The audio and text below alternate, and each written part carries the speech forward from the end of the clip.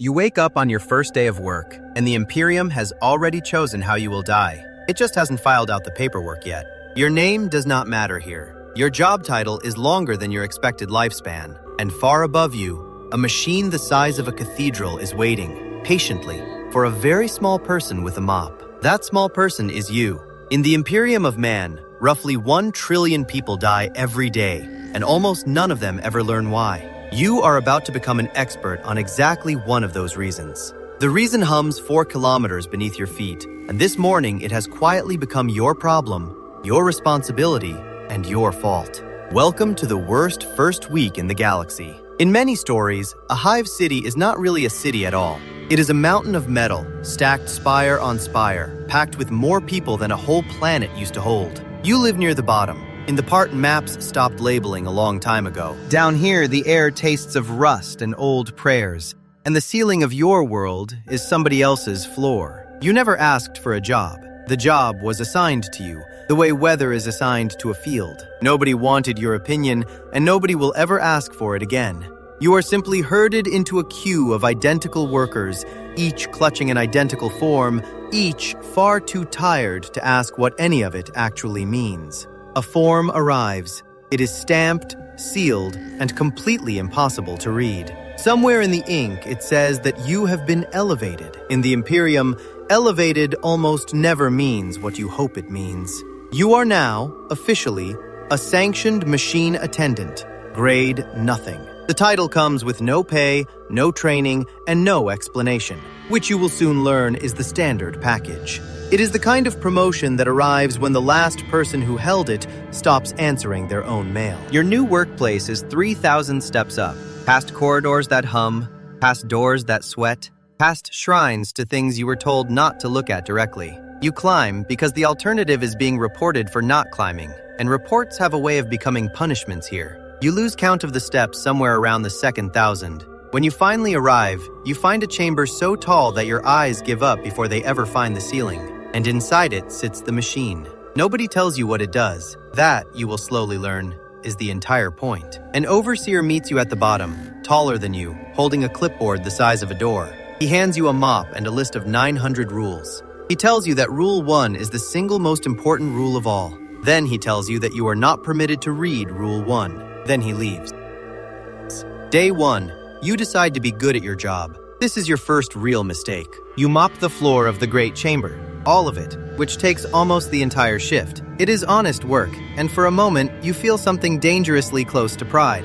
Then a bell rings somewhere deep inside the machine, and the overseer returns, and he does not look proud at all. You cleaned the floor, he says, but you did not file the request to clean the floor. The cleaning is therefore unauthorized. Unauthorized cleaning, in Imperial records, is treated as tampering. Tampering with a holy machine is a crime with its own special punishment, and that punishment has its own waiting list. Congratulations, he says. You are now on the list. So you try to fix it. You fill out the request to clean the floor. But the form asks whether the floor has already been cleaned, and you answer honestly, yes, and this creates a second problem. A cleaned floor cannot be requested for cleaning. Only a dirty one can. So the form is rejected. To unreject it, you must first make the floor dirty again, then request to clean it, then wait, and not actually clean it until the request is approved, which usually takes a little longer than a human lifespan. You ask if there is a faster way. There is a form to request a faster way. That form is longer. You are starting to understand something. The rules are not here to help the work. The work is here to feed the rules.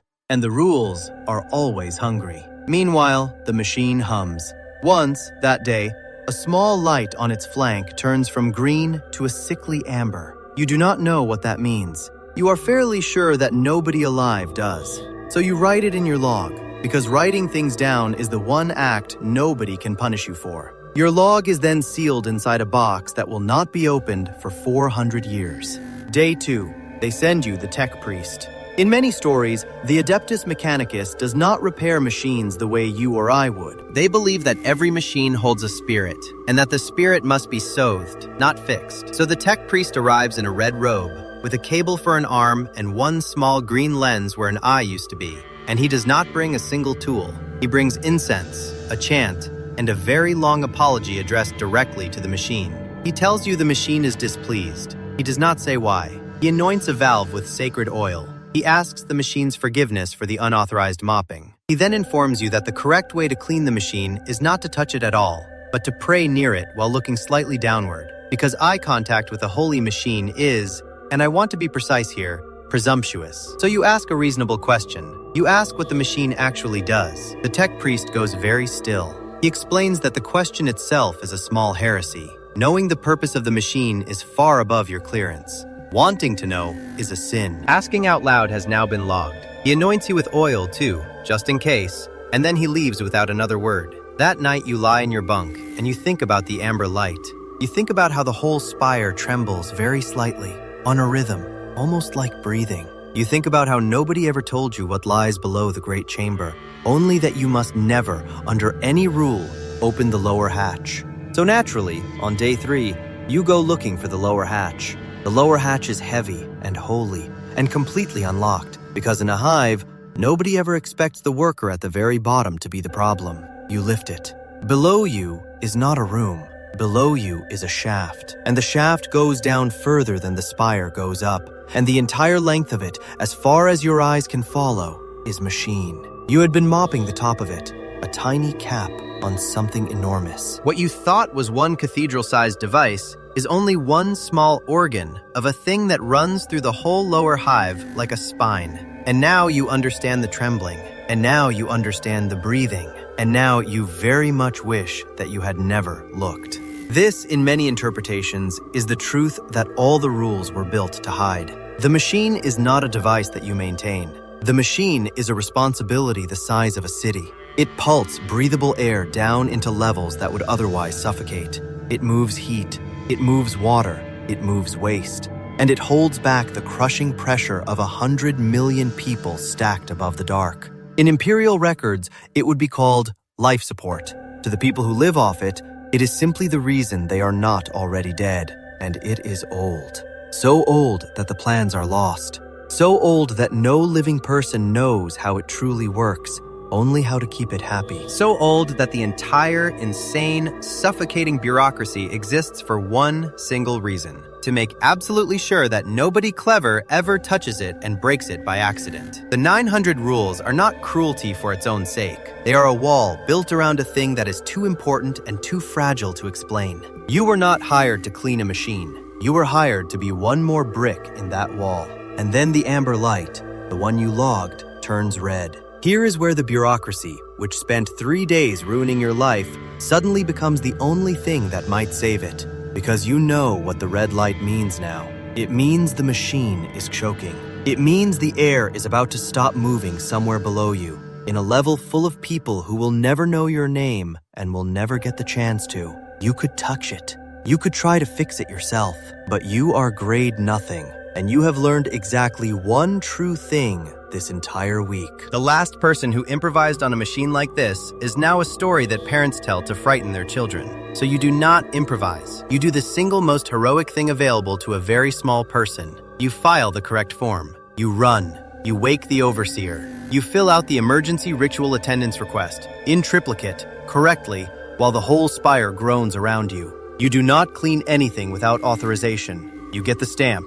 You get the tech priest. And the tech priest, chanting and apologizing and anointing, performs the one specific ancient action that clears the fault. An action that he does not understand either, but has performed 900 times because someone 4,000 years ago wrote it down, and someone else made a rule to protect it forever. The red light turns amber, then it turns green. The spire breathes again. Somewhere below you, 100,000 people finish a sentence that they never knew they might not finish. And nobody, anywhere, will ever tell them how close it came. So that was your first week. You cleaned nothing important. You understood almost nothing. You were very nearly executed for mopping a floor. And yet, without knowing the plans, without ever touching the machine, without ever once being told the truth, you helped keep an entire city alive simply by doing exactly what you were told and filing it correctly. Day 8 arrives. A new form comes drifting down the shaft toward you. You have been elevated again. You know better now than to hope. Above you, the machine hums, patient, city-sized, immortal, and completely indifferent to the small gray person who keeps it company in the dark. And it is, once again, waiting for a mop. But here is the part that should keep you awake. The part nobody in the spire says out loud. You are not the only one. On every level, in every organ of the machine, there is another small gray person with a mop and a form and a rule they are forbidden to read. Thousands of you, maybe millions, each guarding one valve, one vent, one shaft. None of you permitted to see the whole. The bureaucracy did not just build a wall around the machine. It built a wall through every single worker, so that no one person ever holds enough knowledge to be dangerous or enough knowledge to be useful. The system survives because it is smeared thin across a mountain of people who each understand 1/100,000th of it. And that is also the flaw. Because knowledge does not just get hidden here, it gets lost. Every time an old attendant dies on the waiting list, a small piece of how the machine actually behaves dies with them, unwritten, or written and sealed in a box for 400 years. The rituals survive, the reasons do not. Somewhere in the Dep Hive, there is almost certainly a fault that only one dead man ever knew how to read. A warning light whose meaning walked out of the world with him. Consider what that means the next time an amber light appears on a level with no attendant left alive to log it. The form is never filed. The tech priest is never called. The correct ancient action, the one nobody understands but everybody performs, simply does not happen. And the air on that level slows, and then stops. And the Imperial record notes only that a district went quiet. Cause unknown.